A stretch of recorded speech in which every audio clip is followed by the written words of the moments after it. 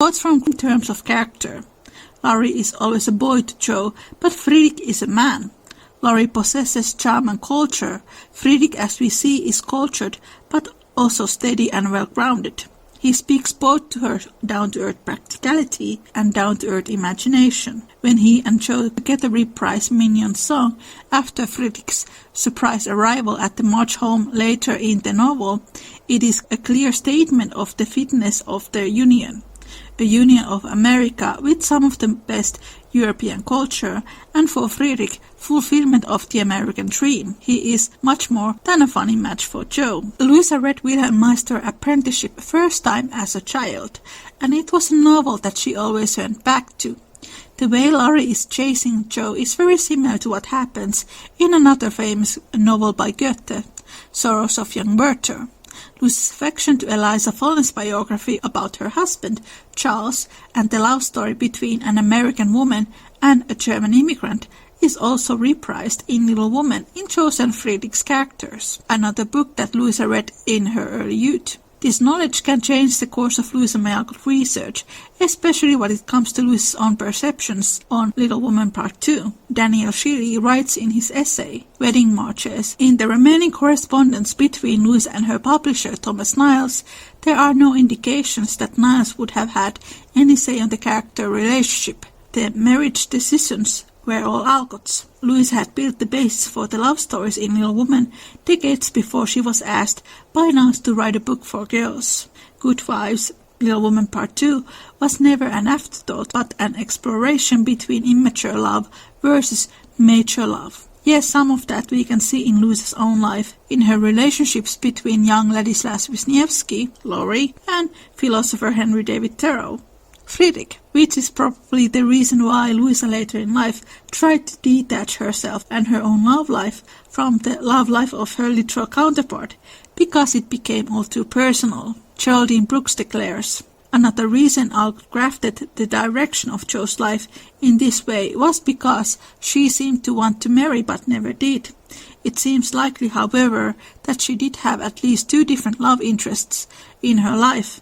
Perhaps Alcott decided to give Joe what she herself always wanted, marriage and a family. After doing this research for a few years now, I've come to the same conclusion. When I read Louisa's letters from her later life, she says she is happy for her sisters when she sees them flourishing in their marriages. She envies them, and she feels lonely, and she believed that in her next life she would get the things she wanted but never could have in the present, a safe and loving relationship and children of her own. Greta Gerwig has been very vocal how much she hates Friedrich's character. I don't know what her problem is, but there is one thing that annoys me to no end.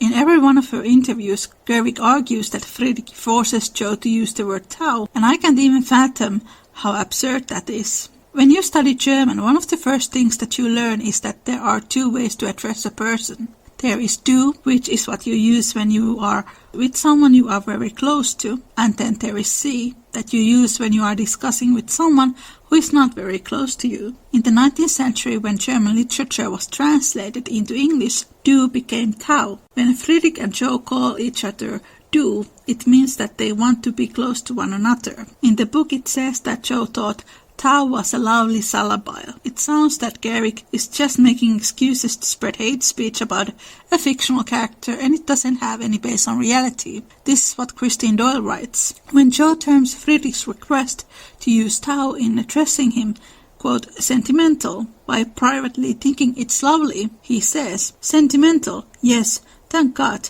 Weak Germans believe in sentiment and keep ourselves young with it. Your English, you, sounds so cold. Friedrich, in fact, retains his German accent throughout the March novels, occasionally dropping German words and phrases such as mein Son and Vaterland into his speech despite his much improved command of English. For example, in Little Woman, Friedrich says half, but then in Little Man and Joe's Boys, he says have. Like Friedrich's defense of religion, his sentimental language is significant in both cultural and literary context. Alcott seems here to be standing up for emotion in the face of a staid New England culture.